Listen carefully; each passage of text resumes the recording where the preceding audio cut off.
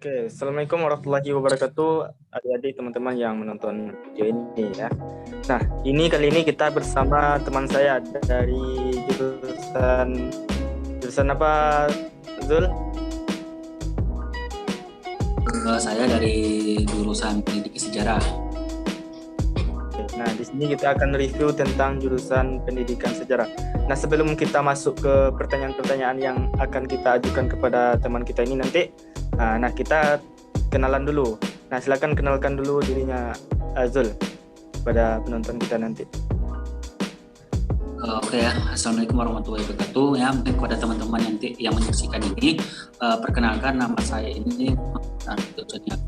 Saya berasal dari Prodi Pendidikan Sejarah Angkatan 2019 Universitas Riau. Saat ini saya diamanahkan ya sebagai gubernur mahasiswa terpilih Fakultas Keguruan dan Ilmu Pendidikan, dan saya bertempat tinggal di Pekanbaru. Untuk moto saya itu berbuat baiklah kamu tanpa memandang orang itu baik atau buruknya. Oke, mantap. Oke, terima kasih, Zul. Nah, di sini jurusannya Pendidikan Sejarah ya. Nah, dulu keterimanya lewat jalur apa sih, Zul? Kalau saya ini paling takut yang namanya tes. Jadi saya sangat berharap kali dengan jalur SNPTN, dan alhamdulillah Allah memberikan jalan situ, saya lulus jalur SNPTN.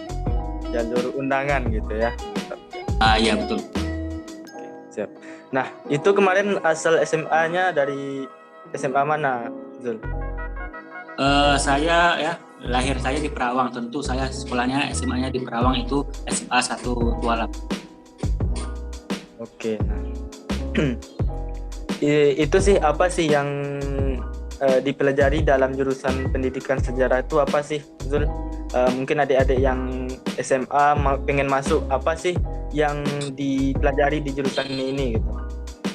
Oke, di Pendidikan Sejarah ini kita akan mempelajari yang namanya akar-akar sejarah, baik itu dari akar-akar sejarah dunia, akar-akar sejarah nasional, bahkan akar-akar dari sejarah Indonesia itu sendiri gitu.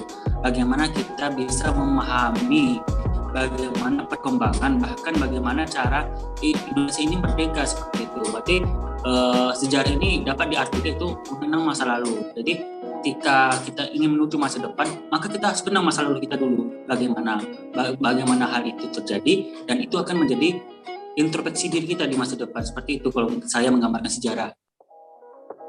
Oke, keren sekali ya jurusannya. Nah, ini mengingat masa lalu ya, tetapi bukan mengingat mantan ya. Oke, di situ kenapa sih pertimbangan Zul ini untuk masuk jurusan Pendidikan Sejarah itu kenapa gitu? Apa pertimbangan untuk masuk jurusan itu? Oke, pertimbangan saya ini bukan karena saya mengikuti teman, atau pertimbangan saya ini hanya mengikuti keinginan orang tua saya, tapi ini keinginan saya sendiri. Karena saya mengukur dari kemampuan saya dari jurusan tersebut, dari jurusan yang terpilih yang saya pilih. Seperti saya di sejarah pernah ikut OASE, Olimpiade Sejarah, alhamdulillah itu menang. Itu yang menjadi feedback saya untuk masuk jurusan tersebut. Dan saya suka mempelajari buku-buku sejarah, pelajar-pelajar sejarah, terutama sejarah-sejarah yang bersifat nasional seperti itu. Itu yang menjadi feedbacknya. Oke, mantap sekali ya.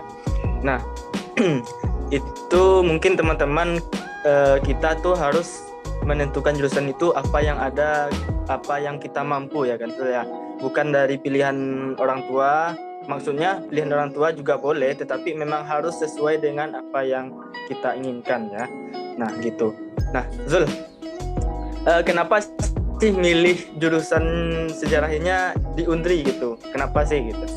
Kan di Undri ini. Oke, saya ceritakan ya. Sebenarnya saya ini mau memilih sejarah ini di UGM. Kenapa saya itu tidak terpilih di UGM? Karena saya dilarang betul sama orang tua saya. Karena jauh lah, nanti takut kalau sakit ada ngapa-ngapain, jadi saya gagal. Setelah itu yang kedua, pilihan kedua itu saya mampu UNAN, ambil politik dan sejarah di sana. Tapi kenapa saya ini sangat yakin di Undri gitu. Jadi mungkin ini udah jalan dari Allah gitu ya. Saya lulus di Undri di Pendidikan Sejarah seperti itu. Sebenarnya saya lebih ingin ngambil ilmu sejarah atau pendidikan sejarah itu di luar dari Pulau Sumatera tersebut.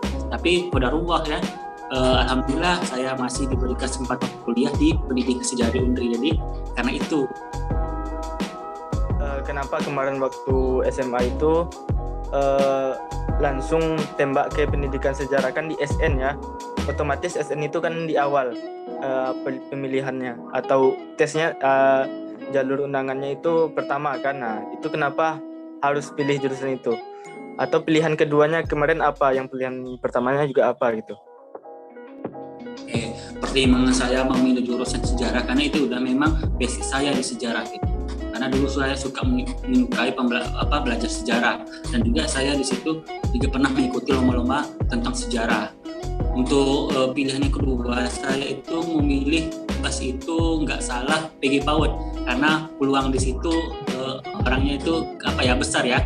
Karena kebanyakan orang-orang kan nggak milih yang namanya ruang lingkup pendidikan seperti PG PAUD, kan mungkin minatnya sedikit. Jadi saya mengambil yang besar saja gitu. Karena saya paling anti dengan namanya tes itu, jalur SBMPTN. Jadi saya berharap besar dengan yang namanya jalur undangan SBMPTN ini gitu. Jadi memang udah dirancang ya sedemikian rupa itu agar tidak ikut tes gitu ya. Nah itu tips dari kawan kita ini. Nah ini apa sih alasan adik-adiknya harus masuk ke jurusan sejarah gitu? Kenapa harus pilih sejarah untuk jurusan yang ingin dikuliahkan nantinya? Itu kenapa tuh kira-kira jika ada yang masuk? Mungkin untuk teman-teman ya atau adik-adik yang ingin ambil sejarah itu lebih bagus, karena kita lihat negara kita saat ini sangat-sangat melupakan yang namanya sejarah. Bahkan generasi-generasi muda yang sekarang ini mungkin tidak ada sama sekali peduli dengan sejarah. Mungkin bagi adik-adik yang berminat masuk ke pendidikan sejarah itu sangat luar biasa gitu. Feedbacknya akan besar kepada kita semua, karena orang-orang sejarah itu saya yakin dia akan merubah dunia. Karena sebelumnya yang merubah dunia itu orang-orang yang sangat bersejarah seperti itu. Kalau ada ambil pendidikan sejarah, abang yakin untuk itu kalian bisa menjadi orang yang luar biasa. Maka ambillah pendidikan sejarah. Jangan malu bahwasannya nanti ditanya sama orang, kamu jurusan apa? Pendidikan sejarah. Seharusnya kita bangga menjawabnya. Kamu jurusan apa? Pendidikan sejarah. Nanti apa keuntungan kamu mau masuk pendidikan sejarah? Karena kita bisa mempertahankan negara dengan sejarah-sejarah yang ada seperti itu. Kalau suatu negara itu melupakan sejarahnya, maka negara itu tidak akan pernah berkembang. Karena ada sejarah itulah negara itu akan berkembang seperti itu. Saya sangat mengapresiasi bagi adik-adik yang mengambil pendidikan sejarah seperti itu. Di sini Zul, enak dan nggak enaknya di kuliah jurusannya tentu ada ya. Nah, mungkin apa enak dan nggak enaknya, coba dari itu dulu lah kalau gitu. Untuk enaknya di pendidikan sejarah itu banyaknya materi-materi yang sejarah yang belum kita ketahui, akhirnya kita menjadi tahu, oh ini ya sejarahnya, oh ini ya terbentuknya seperti itu. Kalau tidak enaknya itu mungkin adanya dosen, mungkin kita paling ini ya, dosen yang kita idolakan tiba-tibanya tidak hadir seperti itu. Jadi kan membuat kita tuh kurang semangatnya seperti itu Kak. Dosen itu karena ada seminar itu, karena kita kan semangatnya itu karena ada pendukungnya seperti dosen kan. Nah jadi itu yang enaknya. Banyak-banyak kan dosen sejarah ini mungkin kebanyakan ikut seminar, jadi pas masuk semangat kan, ketika nanti dapat notifikasi dari committee-nya bahwasanya dosen tersebut seminar, itu turun. Itu yang enaknya. Apalagi saat ini udah online pula kan, nggak seperti dulu offline ketemunya langsung gitu, enak gitu ya. Iya, enaknya langsung kan. Kalau online ini kan ya kita tahulah bagaimana kondisinya kan. Banyak yang siswa atau mahasiswa itu kurang pandai gitu kan mengelola yang namanya aplikasi tersebut. Oke Zul ya. Nah ini apa sih yang berkesan untuk tugasnya mungkin di pendidikan sejarah ini? Itu bagaimana? Tugasnya itu seperti mana? Mungkin ada tugas yang gimana gitu, yang berkesan lah, atau mungkin perjalanan atau apa yang memang adanya cuma di pendidikan sejarah gitu. Coba apa gitu? Tugas berkesan itu kami itu disuruh mencari jurnal seperti itu. Jurnal itu kami rangkum, kami teliti, kami pahami. Nah, di situ ketika kita disuruh merangkul jurnal, mencari jurnal, disitulah ilmu itu dapat. Itu ada salah satu dosen yang seperti itu. Dan juga ada dosen yang mengusuruh kami membaca, mencari, dan itu kami aplikasikan dalam bentuk video, dalam bentuk YouTube ya. Jadi kami itu seperti mengajar seperti itu. Jadi ada feedbacknya ketika kami disuruh seperti itu, feedbacknya pasti ada. Ketika nanti kami menjadi guru, bahan-bahan untuk bisa mempelajari kepada adanya itu sudah ada. Disitulah berbedanya mungkin pendidikan sejarah di negeri dengan pendidikan sejarah lain-lainnya seperti itu.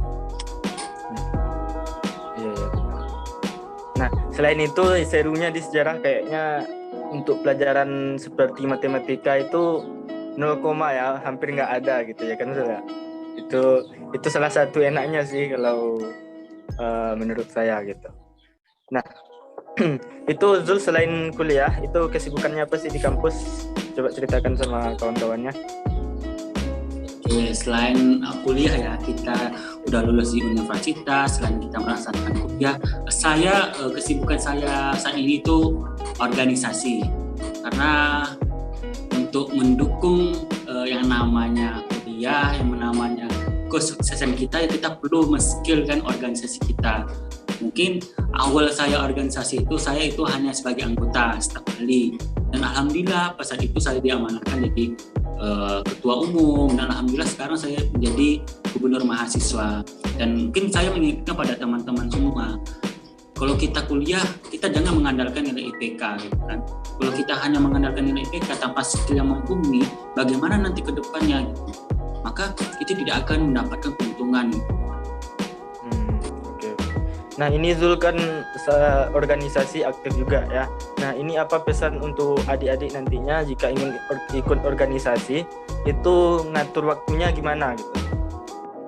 Saran dari Zul. Oke, manajemen waktu ya.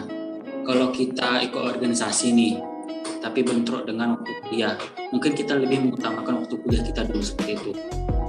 Tapi kalau kita mendapatkan amanah yang besar di BEM atau di organisasi lain, maka kita bagaimana ya, kita jeli gitu, harus pandai-pandai membagi waktu. Mungkin kita sebagai ketua pelaksana, mungkin kita lebih mengutamakan amanah kita dulu. Kalau ada waktu kuliah, jadi kalau waktu kuliah kita bisa izin sama dosen, kita bisa jelaskan ke dosen, Pak, saya di sini sebagai ketua pelaksana, tanggung jawabnya besar gitu. Insya Allah kalau kita memberikan paham kepada dosen dengan baik, maka dosen itu akan memberikan kita izin seperti itu. Yang penting kalau kita berbicara sama dosen itu kita sopan, harus pandai melobi gitu kan. Tapi kalau memang organisasi yang kita pegang ini ya hanya sebatas sebagai anggota kuliah, maka kita utamakan dulu kuliah seperti itu. Karena bagi saya amanah itu lebih besar tanggung jawabannya dibandingkan segalanya seperti itu. Tapi kita harus mensinkronkan antara kuliah dan juga organisasi. Oke, kurang lebih begitu ya, Surya. Kayaknya udah gitu aja ya pertanyaan atau review jurusan ini. Ternyata di pendidikan sejarah juga seru-seru ya gitu ya. Ibaratnya pelajarannya nggak banyak yang terlalu berat saya lihat ini ya. Nah, oke Zul, terima kasih tentang review jurusan kali ini. Mungkin lain kali lagi ya kita ketemu online ya, nanti kita ketemu ya. Nah, terima kasih untuk kesempatannya dan juga waktunya Zul. Kita mungkin mudahan. Nah, kita sampai di sini untuk review jurusannya. Mungkin adik-adik teman-teman yang ingin bertanya ataupun request jurusan apa yang akan kita review lagi, silakan di komen aja di bawah. Oke teman-teman, sampai jumpa di video berikutnya dan wassalamualaikum warahmatullahi wabarakatuh. Terima kasih Zul.